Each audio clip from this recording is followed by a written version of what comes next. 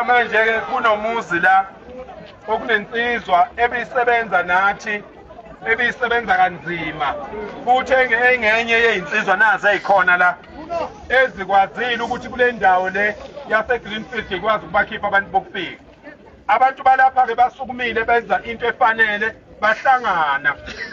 Kodwa manje sithola ukuthi enye izinsizwa sisebenza nazo idutshuliwe ngesonto eliphelile yashona. So ke sifuna nje ukwenza inhlonipho umphakathi wakithi.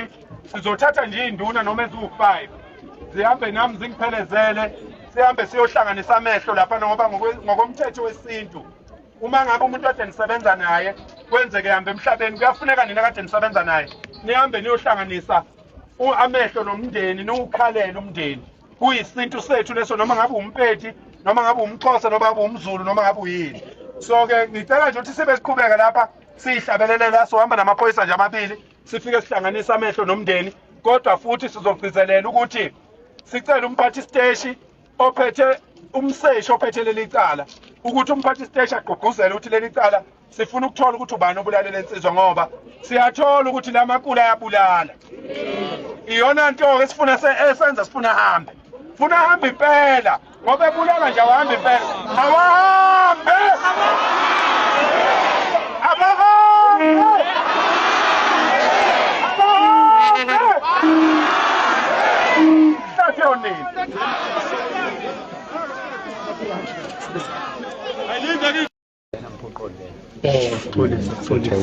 Okay, sibongeni. Umama la ekhaya lo. Umama wababa lo. Umama kababa lo. Unkosikazi wakhe. Then ya udadewabo. Udadewabo nezingane zakhe ngapha emuva. Azila ngakahle. Yebo. Siyaxolisa ingane zakwethu kodwa kuyisinto ukuthi uma umuntu kwenzeka elimala noma ehamba emhlabeni ahambe kade esebenza nabantu labo bantu kufanele bezokhombisa ukuthi kade bephila naye lowo muntu loyo. So ke sizokwenza lokho kuyisinto nje asinalutho asilethe lutho sizoletha nje ithemba lokuthi nazi ukuthi njoba besisebenza naye besimazi futhi lo msebenzi akade wenza yiwo lwesiqhubeka nawo namhlanje sifuna nani niphole nazi ukuthi akafelanga ubani vele noma ngabe lokhu laba abamlimazanga ukuhamba kwesikhathi bezohamba emhlabeni sonke futhi kuzokwenzeka kanjalo kodwa yena kusehambele into emqoka sekusiphoqa ukuthi asikhuphule kakhulu umsebenzi ukuze igazi lakhe lapha likhona likuthole ukuphila futhi sizokwenza isiqiniseko sokuthi siyahamba siya kumphathi steshi siyacela leli cala sicela linakwe kakhulu siyaxolisa nje ngokunivelele siyanikhalela siyacela ukuthi niphole milokho kwenziwa njalo ngapha kwaZulu angazi la ukuthi kwenziwa lapha engisuka khona nje ibona ubuntu obedlula yonke into lobo ukuthi size sibe sizoluthu ukuhlanganisa amehlo saniphephesela kakhulu akwehlanga lungihlile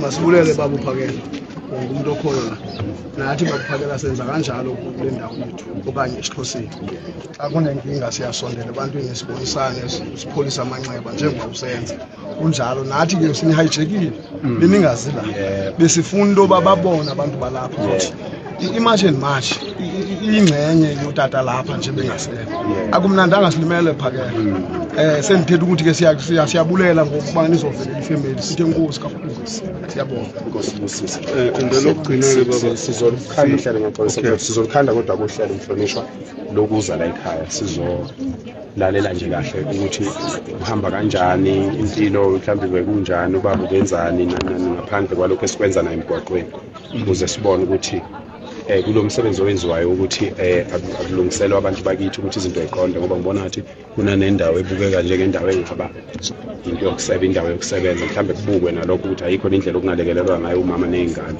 ukuthi kube khona umsebenzi abawusungulayo la kule msebenzi kufanele iwele kubantu bakithi sizolakha lolo hlelo khona umfowethu ongibhekele ngapha eGoli uyena engizomtaska benokhumalo ngoba bayazi nabo beyibona bangivelayo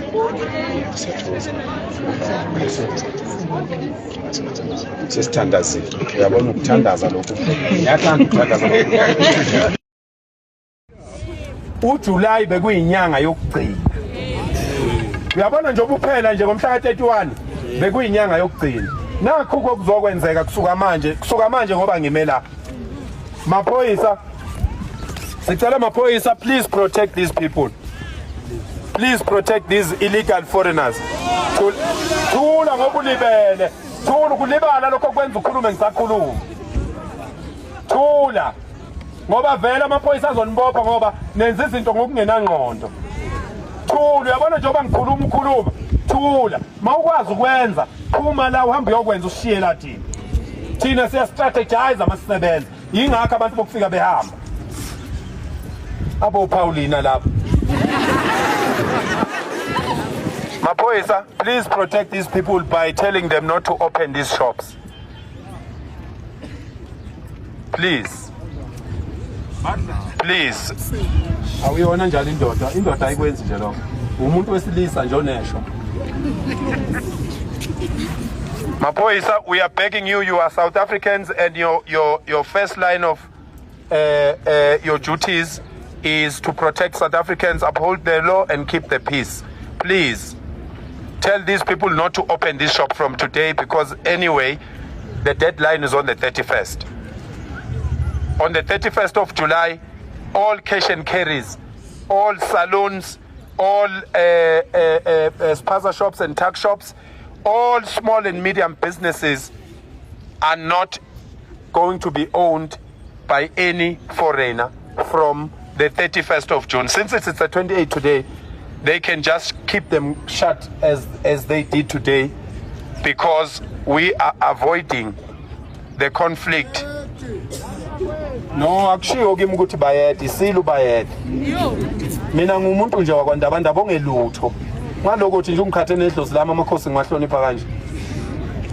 Akushiwo nje ndodeni noma yiphi ukuthi ubayede.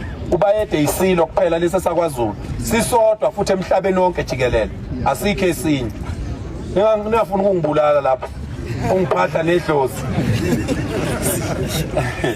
Siyacela ke amaphoyisa ukuthi nibavikele laba bantu, nibavikele nje ngokuthi size lapha sesizwile ukuthi kukhona ngisho ingqongqo yakhona la okuthiwa uAlbarak.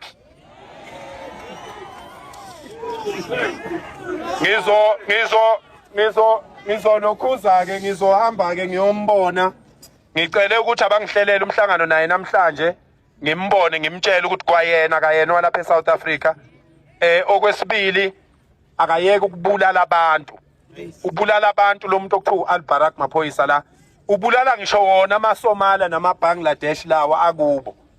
Uyabulala nje lo yamuntu. Manje ke sinezithombe zakhe ehleli nezidumbe endlini. Ngoba sikhuluma thina ngomuntu, ngoba masikhuluma suke sifuna usithathe uyisise enkantolo. Mawusizwa sivula umlomo nje sisuke sesilungele ukuthi usiyise enkantolo. Sizocela sizohamba futhi siyohlangana nobaba uMkhwanazi siyomcela ukuthi akayibophe le ndoda, ngoba akakwazi umuntu ukubulala abantu azaziwe ukuthi ubulala abantu kodwa kungenzeki lutho. Iphoyisa lisebenzisana noAlbarak sicela lihlangule lisuke eduze kwakhe, ngoba makuboshwa yena kuzoboshwa iphoyisa. Ikhansela elikhokhelwa uAlbarak ngizwile nje ukuthi ukhiphe ngisho imali yokuthi le mashi ngabe bikho. Ngahleka kancane ngathi ungaze ungivimbe entweni eyenziwa yimi. Ungivimbe ngokuthi unike omunye umuntu imali. Engani nabaholi abanye bake basibiza lapha. Esebethe abanye khululekani. Sizombiza uphakela nje sofike simtshele ukuthi nikani thina imali, thina sofike simtshele ukuthi akayiyeke yonke lento. Akwenziwa kimi kanjalo ngiyindoda ngakukhetha lokho engikwenzayo. Ngithanda izwe lami. Ngithanda iSouth Africa. Ngithanda abantu bakithi nina. Ngikhetha nina phezukwazo zonke izinto. Ayikho into engingayenza mina. Ayikho into engingayenza ephambana nani. Nginingibona. And then we kept on cautioning, don't call our African brothers amakwirikwiri. Yumasikela speaks to us from the grave. Yekela ukubiza abanye abantu ngakuthi ngamakirimani nabo ngabantu. Nothing wrong raising your ire about the fact that illegal immigration have taken over Hillbrow. Majority of the people who are there and the buildings around us here and all of that in Johannesburg belong to some people we don't know. And majority of people who occupy those buildings are undocumented. The state must intervene and clean out. And that is what has been undertaken by an interministerial committee to deal with these particular issues. So we have never been a nation that will embrace things like xenophobia, because we come from a history of racism. Xenophobia is a form of hatred, against another human being. Singabantu bobuntu, which is the truth. What a single provocateur does in the streets of Johannesburg does not represent millions of South Africans in our country. By beating up people, chasing people, becoming an agent provocateur, and doing all sorts of things. And these are the things that we have condemned. And we are very clear that there are other countries in the African continent who were quick to rush that this deserves attention and South Africa must be isolated and all of that. Businesses of South Africa and the South Africans working in the African continent.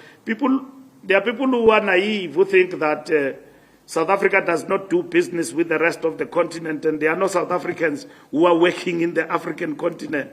That's not naivety. That's absolute, disaster for any individual, because you have closed yourself from the rest of the continent by thinking that this country of ours can exist outside Africa when we are in Africa ourselves.